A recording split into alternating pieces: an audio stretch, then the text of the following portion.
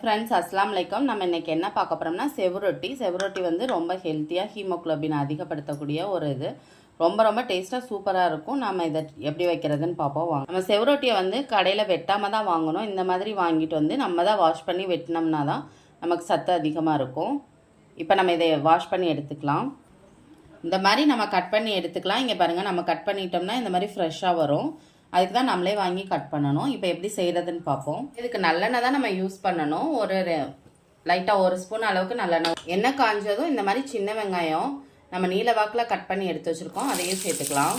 இப்போ இந்த அளவுக்கு நமக்கு வெங்காயம் வதங்கினது போதும். இப்போ மசாலா சேர்த்துக்கலாம். சும்மா ஒரு பிஞ்ச் அளவுக்கு மஞ்சள் தூள் சேர்த்துக்கலாம்.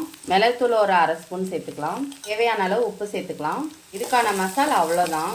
இவ்வளோதான். நம்ம இப்படி போட்டு நம்ம சாப்பிட்டோம்னா தான் ரொம்ப ஹெல்த்தியாக சூப்பராக இருக்கும். இப்போ நம்ம கட் பண்ணி வச்சுருக்க செவரொட்டி இதில் சேர்த்துக்கலாம். 1 டம்ளர் அளவுக்கு நம்ம தண்ணி ஊற்றிக்கலாம். நல்லா வெந்துக்கட்டும்.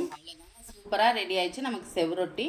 அவ்வளோ ஹெல்த்தியாக சூப்பராக இருக்கும். ரொம்ப ரொம்ப ஹெல்த்தியானது. நீங்களும் ட்ரை பண்ணி பாருங்கள். இவ்வளோ சிம்பிளாக நம்ம பண்ணிட்டோம்னா இது வந்து நம்ம குழந்தைங்களுக்கும் கொடுக்கலாம். ரொம்ப உரப்பு இல்லாமல் நல்லா நார்மலாக சூப்பராக இருக்கும். நீங்களும் ட்ரை பண்ணி பாருங்கள். Thank you friends.